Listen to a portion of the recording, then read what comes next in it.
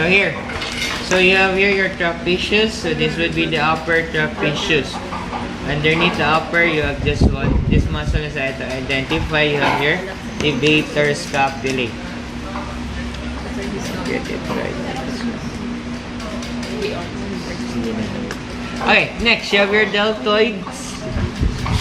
You have your deltoids here. So the anterior fiber, the middle fiber.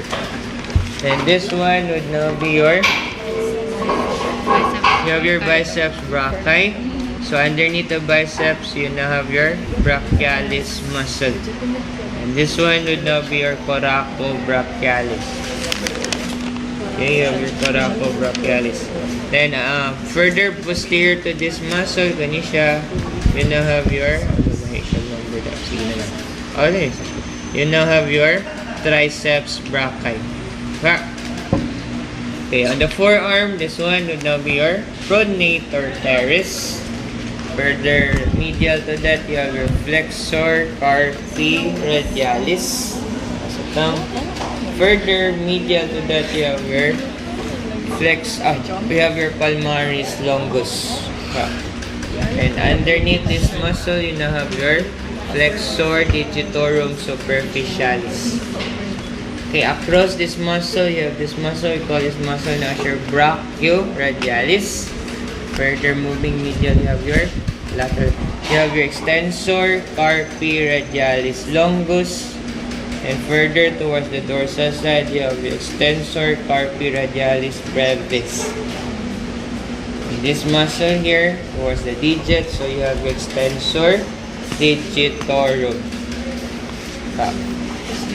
Okay, other muscles going towards the thumb.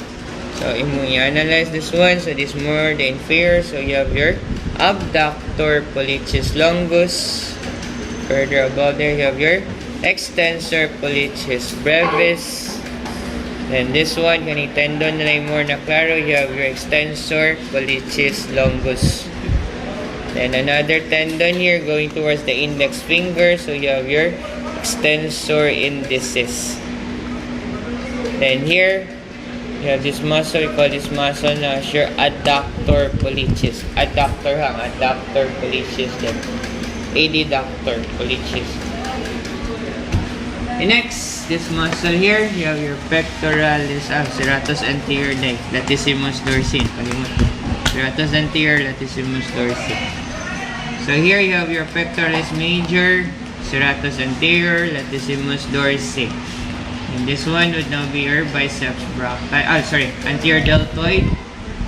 Then you have your middle deltoid. Then biceps brachii. Then underneath there, you have your brachialis. This one would now be your coracobrachialis. This one would now be your triceps brachii.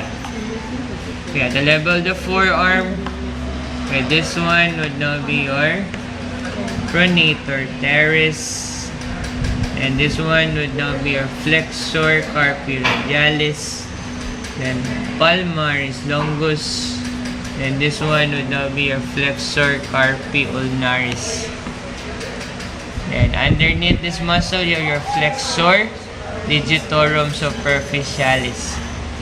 And across the pronator teres, this muscle, you now have your brachioradialis. And further lateral, you have extensor carpi radialis longus. And here, on the side, you have your abductor digiti minimi. Here, you have your abductor pollicis brevis. Here, you have your flexor pollicis brevis. Okay, clear?